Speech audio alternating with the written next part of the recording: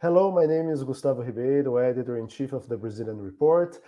Brazil is hitting the polls in 2 days, and in about 4 hours, the two remaining presidential candidates, Luiz Inácio Lula da Silva, who finished the first round with over 48% of the votes, and incumbent President Jair Bolsonaro, who finished the first round with over 43% of the votes, will face off in the last debate before the runoff election. So we have a lot to talk about this home stretch of the 2022 election, and I want to welcome Cedê Silva, one of our Brasilia correspondents. Cedê, how are you doing? Gustavo, good afternoon. Good afternoon to everyone listening to us now. We have a lot of work. I think we have a problem with the Cedê. Hello, my mic is on. Okay, now I can hear you, Cedê. Welcome. How are you doing? Great, thank you, Gustavo. Thank you for having me. Good afternoon to everyone listening to us now. We're going to have a very busy weekend this time, and we're preparing a lot of material for our readers to closely follow the elections on Sunday. So today, in about 4 hours, we're going to have the two remaining presidential candidates in the final smackdown. And what do you anticipate? What do you think we're going to see? Because this election, this campaign, has been very scarce in proposals, and the two candidates' strategy has mostly been, I'm less bad than the other guy, so you should vote for me to bar him. And it has been more of a battle of rejections than an actual battle of proposals. So on horse race terms, I've been telling readers since earlier this year that this is actually the most boring election Brazil ever had, at least since '89, because we know who the main candidates are and we know their chances. And it's very likely that we know who is going to win and who's going to score second place. I anticipate for the debate on TV Globo tonight, 9:30 Brasilia time, that it's going to be a repeat of the previous debate we had on Bungie earlier this month. Even the format is going to be similar. TV Globo, for the first time, is going to use what I call the time box. Each candidate is allotted the same amount of time, and they can use this time freely. And I anticipate that... which is a novelty, right? Before this election, it was very stiff, like you have 30 seconds to ask a question, the other guy has 2 minutes to answer, and now we're seeing this free mode that is a novelty, right? Yes, which makes for much better television, but does not exactly make for an exciting debate, especially on such a polarized election. Lula and Bolsonaro were actually very polite, given everything considered, on the debate in the first runoff debate earlier this month. And I anticipate the same kind of rhetoric tonight, especially because Lula is, to use soccer terms or football terms, he's basically playing for the tie. Lula has the advantage. He's scoring first in the polls. And for Lula, all he has to do is to not make any serious mistake. And Bolsonaro, at least on debates, does not use the same rhetoric he uses when he's talking to supporters, especially when he's trying to attract undecided voters. He's trying to attract those moderates that are not still with him. So I anticipate that the debate is not going to be very different from TV Bungie. And as you said, it's definitely not going to be about proposals either. The candidates are going to exchange jabs about corruption, and you didn't do this in government. Lula is going to talk about the pandemic and how Bolsonaro purposefully delayed purchasing vaccines. Bolsonaro is going to talk about the mensalão, the corruption, the vote for cash scheme, and so on. I don't anticipate anything new. Yeah, and like you said, Lula's main goal is not to make a blunder, because the polls are showing that he's ahead and he just has to play defense and run the clock. But he did make some blunders in the first debate of the runoff, right? Because and for me, it was quite remarkable that 6 years after the Workers' Party was removed from power, they still have no answer to accusations about corruption. And when Bolsonaro started pressing him on corruption, Lula was rattled. He could not manage the clock correctly. And at one point, he ran out of time and let Bolsonaro with almost 6 minutes just to rant at will and do a monologue.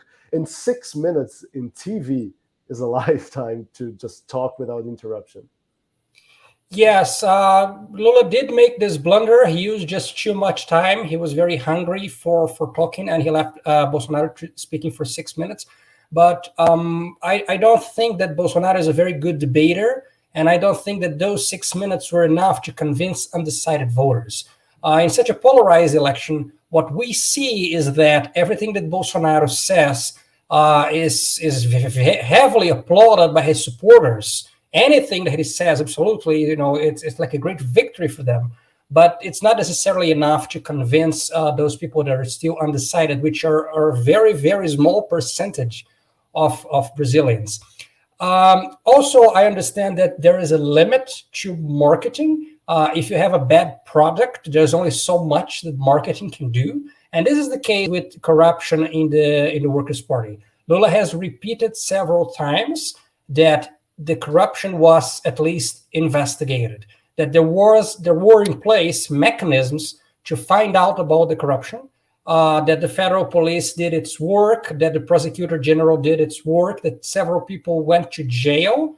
And he defends the talking point, which not everyone endorses, that this corruption investigation could take place without hurting the businesses, despite the fact that all these contractors and these big firms like Odebrecht, Queiroz Galvão, etc., they basically worked with a bribery and corruption scheme.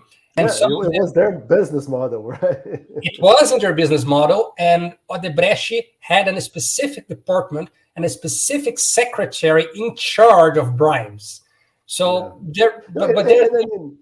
I think they should have done some polling to see that for a lot of voters that seemed like not like almost endorsing, okay, they robbed so much for so long, but I mean, we should just turn the other cheek. And for a lot of voters, it's a problem to say things like that. Well, they should have saved the company. And a lot of people say, oh, so you're saying you should have allowed them to continue to siphon money. It's a bad talking point, right? It's a bad talking point, but it does convince a few voters, especially people who had their jobs affected. I remember that in my home state of Minas Gerais, for example, after the Mariana Dam burst in late 2015 and killed a few dozen people. This was before Brumadinho, which killed even more people. But after the Mariana Dam burst, the mayor was reelected, and the mayor was a supporter of the mining company. And the understanding of the people is, okay, so this mining company, the dam burst and killed several people and destroyed an entire neighborhood, but we need the company because it provides jobs, and so much of the city's economy depends on that company. So I understand that this is not a problem for some voters.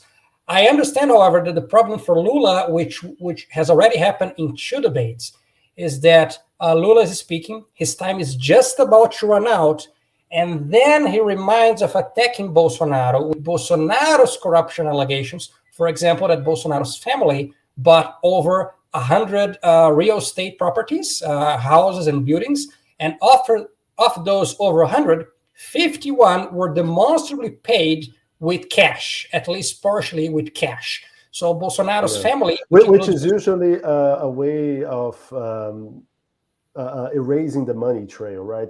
It's money laundering. It's money laundering because himself and his sons, as politicians, they hire people in what we call rachadinha in Brazil, which is you hire someone for, say, a salary of 10,000 a month.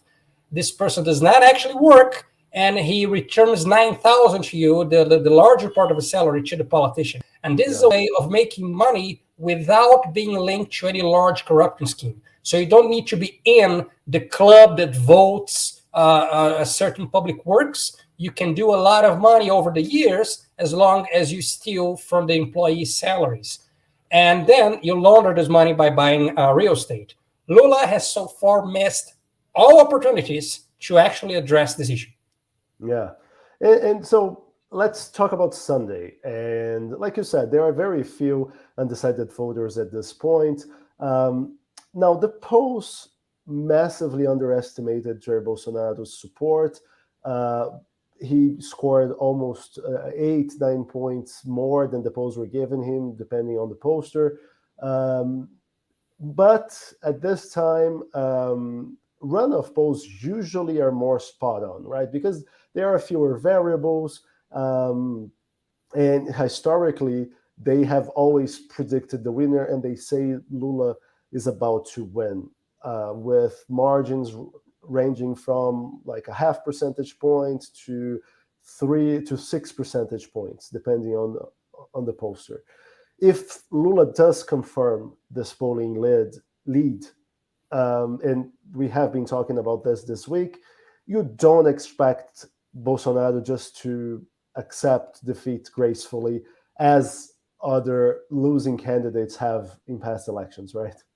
Yeah, on the contrary, Bolsonaro is absolutely certain not to accept the electoral result. I'm confident, and a lot of other people are also confident, Bolsonaro will not accept loss. This is 100% certain. He has no way of backing down right now.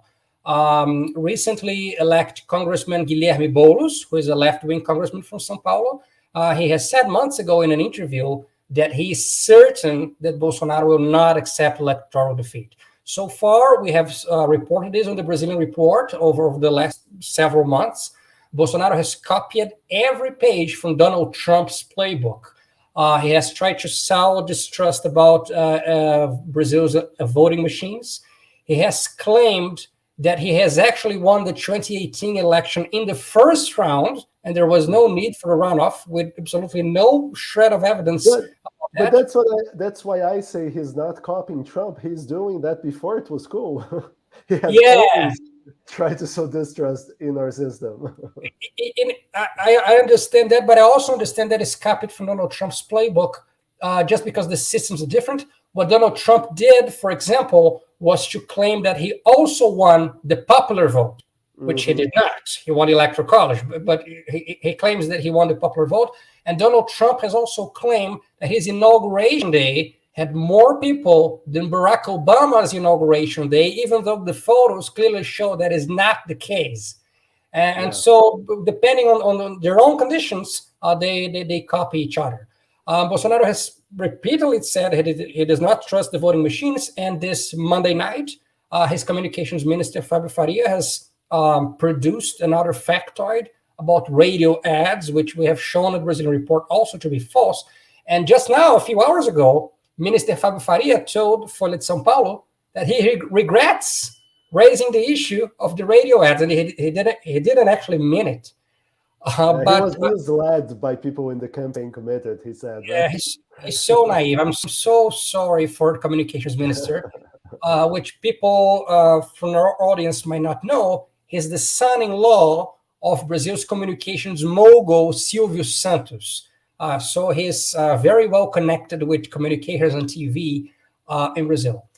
Bolsonaro will certainly not accept the electoral result. And what we reported today, Gustavo, and people saw in the Brazilian Report, is that we are also seeing now finally all the pieces come together in what will probably be Brazil's first episode in actually emulating the US January 6th, 2021.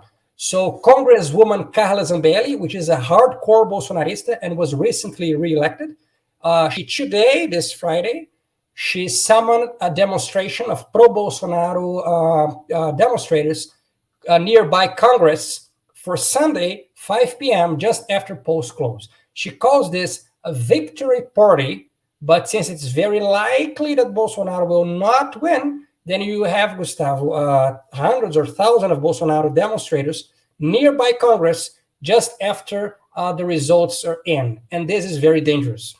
Yeah. And by the way, you raised an issue, and I'd like to add one point that we talked about in our daily newsletter today, is that because of the way that vote counting works in Brazil, Bolsonaro is very likely to begin the count miles ahead of Lula, because we usually count first votes from southern states and from Brasilia, the capital where you are, which are extremely conservative places and which have massively supported Bolsonaro in the first round. And we saw that in 2014 when we had the closest runoff election in Brazilian history between Dilma Rousseff and Aécio Neves, when we saw Aécio Neves at one point with like 70% of the valid votes. And then as votes from other regions like São Paulo City, where the Workers' Party is strong, and especially the northeastern states where the Workers' Party is the biggest political force, then we saw that lead narrow and narrow. And with 88% of ballots counted, Dilma Rousseff overtook Aécio Neves, and then the distance between them with like something about 2 percentage points was linear until the end. Now, what we fear and what we thought that readers should be attentive to is that Bolsonaro may try to call the election to his favor with something like 70%, 75% of the votes counted. He is ahead, and then he proclaims himself victor.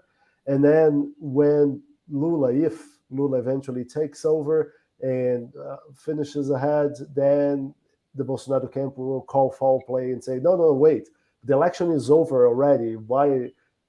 What do you think of that?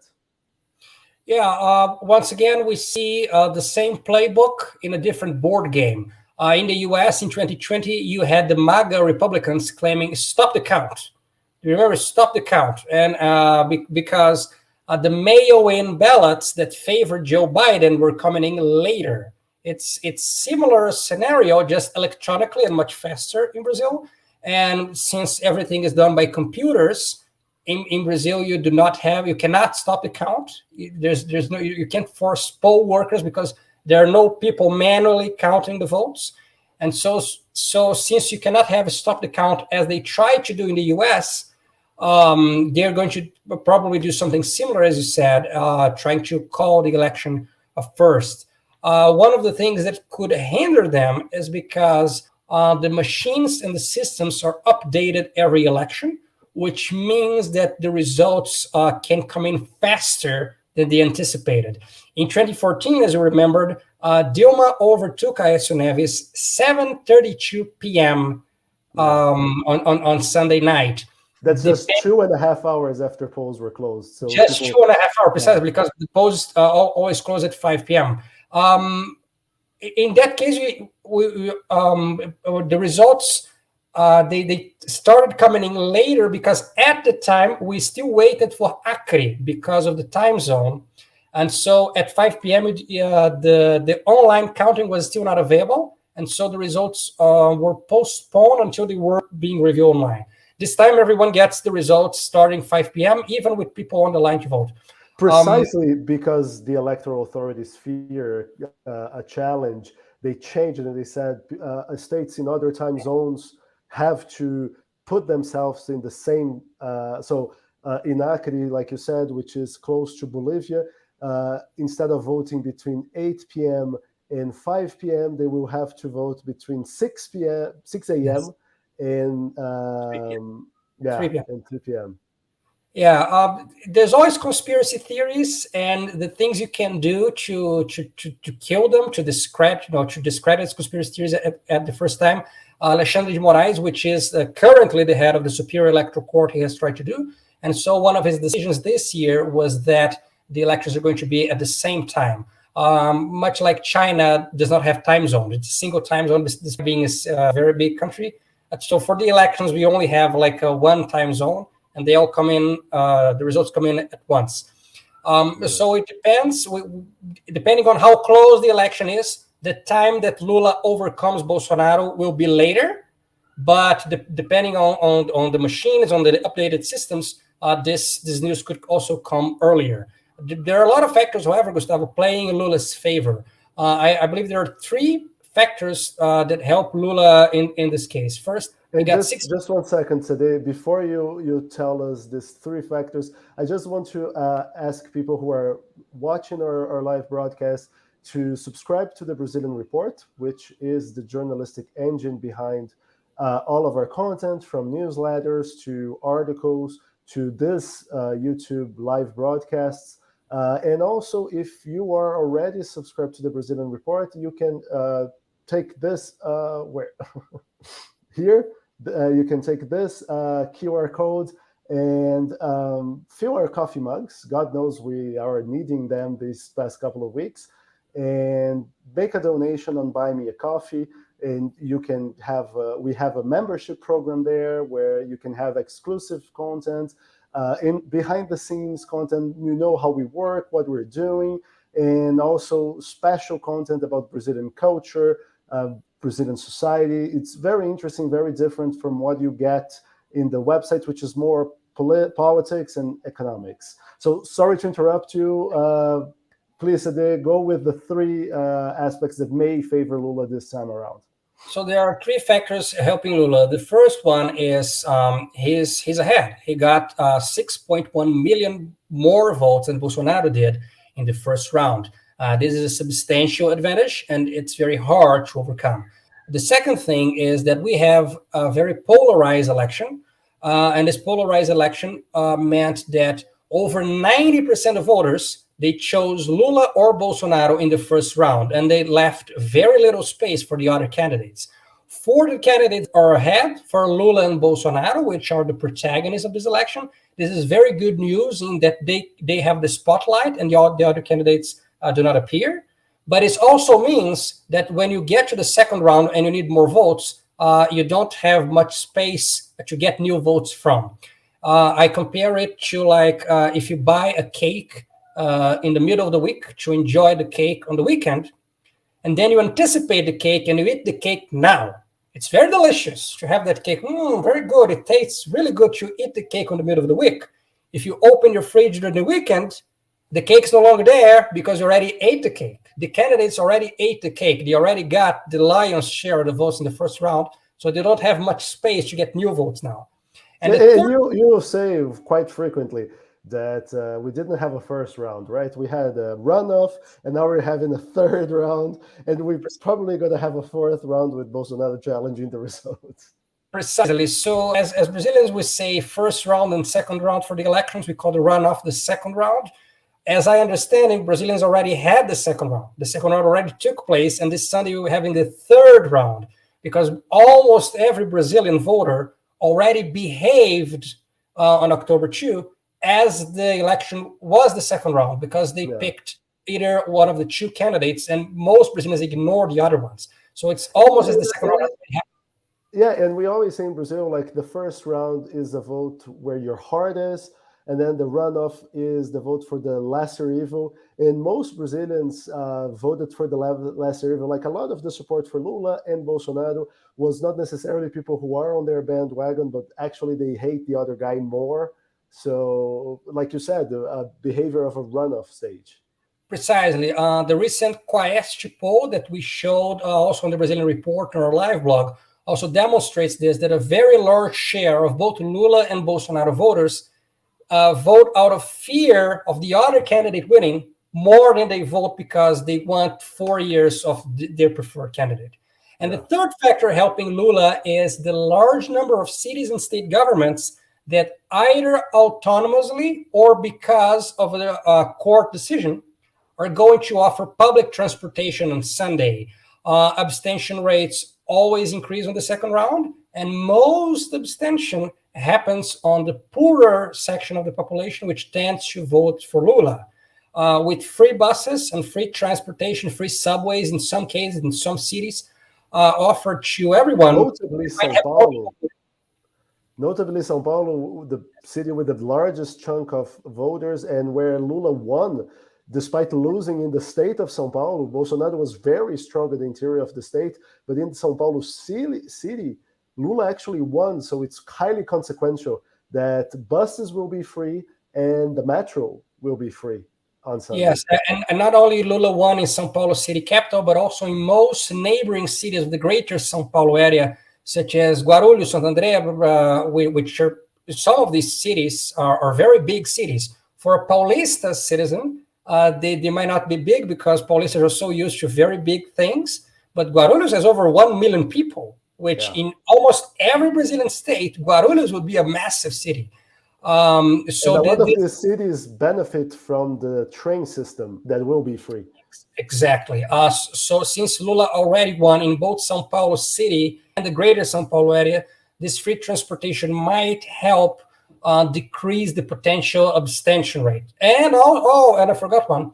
The other thing favoring Lula is that we're going to have, as our readers know, we also have runoff elections for governor in 12 states on Sunday. So about half of Brazilian states do not know yet who their governor is going to be starting next year. So we are having runoff elections in 12 states, including São Paulo, and this includes 5 northeastern states, including Bahia. The Northeast is the region where Lula is the strongest, and so there is an extra incentive for Lula voters to go to the polls on Sunday because they also need to vote for governor.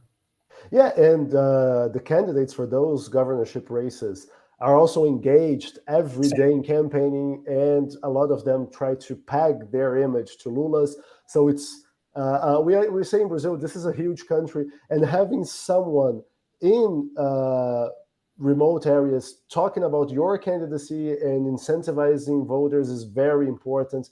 And like you said, Lula has a lot of allies, is still running for office.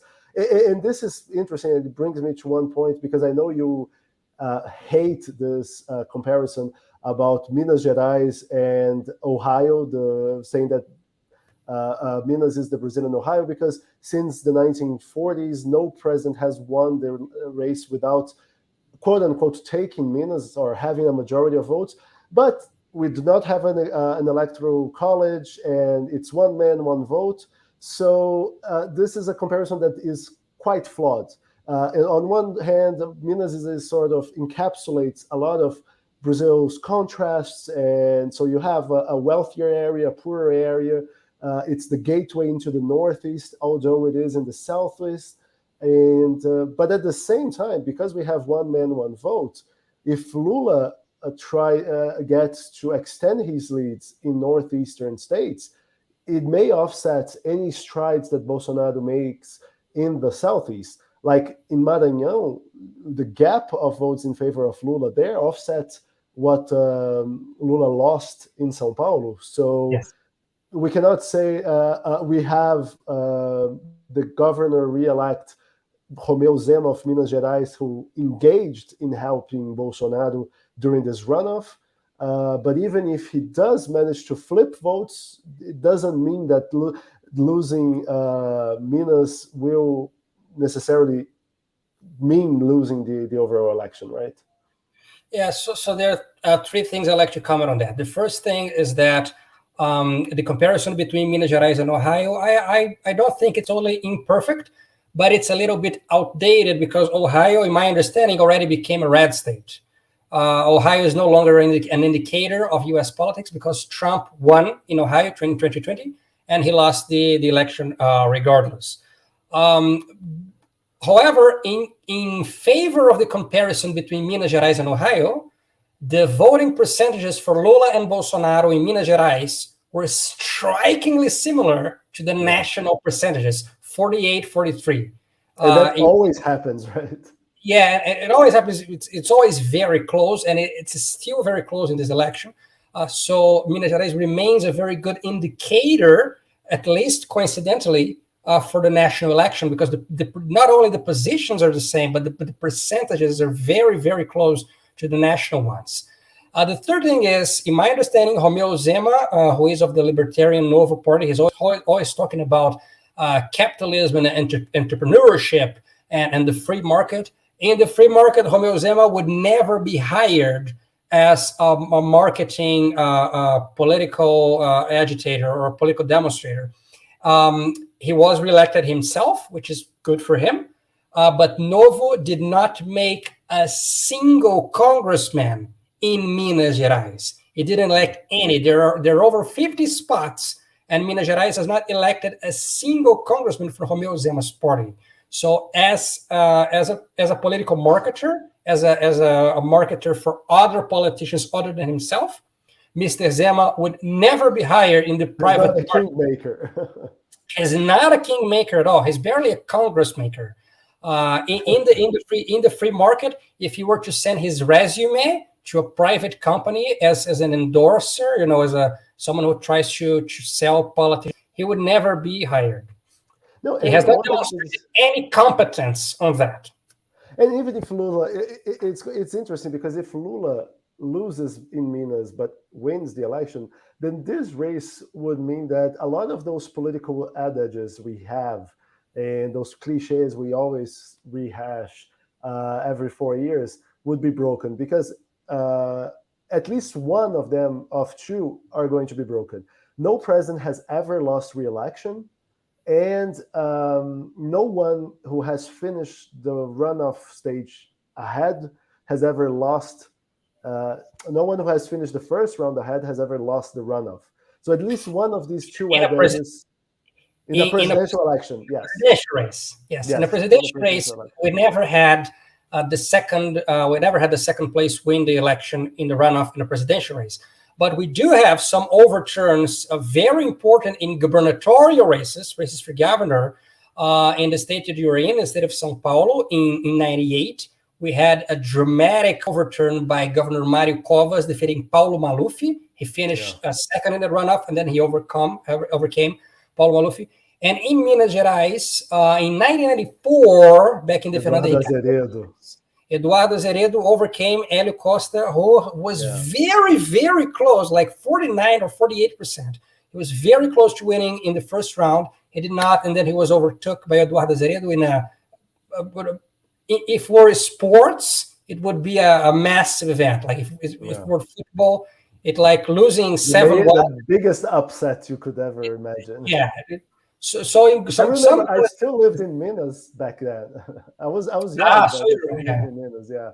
And like Hélio Costa, he was a TV personality. He was a long-time politician, and Eduardo Azeredo was not very well known at the time. I remember that race. But you wrote in the Brazilian Report that even those comebacks in gubernatorial races are getting rarer and rarer, right? The incumbency bias is extremely strong, and vote changing is not happening at the way that it used to happen, right?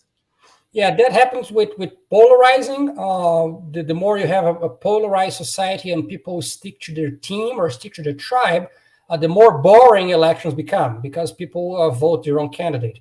This is what happens in the United States, where elections are, in horse race terms, very boring. They're always very close. You only have a handful of swing states, and most states, we already know what you're going to vote for, regardless of who the candidates are. They vote basically by color, and you even say blue state, red state, because the election is so boring, precisely because of that.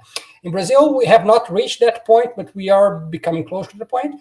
And also, we are seeing... Especially because, to your point, candidates are... where we used to say that you have to campaign in every one of the 27 states because every vote counts the same. But for instance, Lula has not gone to the center west, which is like Brazil's soybean belt, in the runoff. He has concentrated in the southeast and in the northeast. So we are also, even if we don't have an electoral college, that geographic divide consolidating, right? Yes, they're trying to go to the big population centers where the big votes are, where the big chunks of votes are, and you don't need as much campaigning in the regions that you know are going to vote for you, or you know that definitely are not going to vote for you, which is similar in a sense to the United States. The other thing is we are seeing a hangover of the 2018 election. In the 2018 election, we had a lot of outsiders, a lot of people new to politics, that basically they stuck to the Bolsonaro at the last minute, and they won. You had Comandante Moisés in Santa Catarina, Romeu Zema in Minas Gerais, Wilson Witzel in Rio de Janeiro, Ibanez Rocha here in Brasilia. So we had a lot of people that were never elected before, not even as councilmen. They had no political experience whatsoever, but they stuck to Bolsonaro and they were elected. Okay, some of these people, not all of them, but some of them are still in power now. and they've got the public machine on their hands, they've got the public purse on their hands, and now they're trying to get reelected. And some of them are even reelected on the first round, such as was the case with Ibanez Rocha and Romeu Zema. They were outsiders 4 years ago. They're not outsiders anymore. They're running a different campaign now. And so we're seeing the hangover, the consequence of the 2018 election in that factor. The other thing you mentioned was about taboos. Some taboos will definitely be broken with this election, and some of them already were. And an important thing in this election, especially for Bolsonaro, was the rate of blank and spoiled ballots dropped dramatically in this election in relation to 2018. It dropped by half, and this helped Bolsonaro. Some people that would cast a blank or a spoiled ballot in the last minute, they prefer to vote for Bolsonaro as the outsider, as they understand it, and to prevent Lula from winning. And this is one of the things that Bolsonaro might count on. A low rate of blank and spoiled ballots could help Bolsonaro because there's more space there for Bolsonaro rather than Lula. Well, we're going to see in 2 days what happens. I don't agree with you that this is a boring race because I really think it's a toss-up at this point. Maybe the polls are wrong. I mean, we will know in 2 days. And I think this will definitely not be boring in the aftermath of the election. Yeah, I've always said that the exciting part about the election is the after party rather than the horse race itself. Because since the beginning of the year, we know who's going to get to the runoff. But the excitement in a bad sense. But anyway, the exciting thing is the after party. So this is essentially a litmus test for Brazilian democracy, and we will be following it closely, starting 5 p.m. on Sunday, Brasilia time.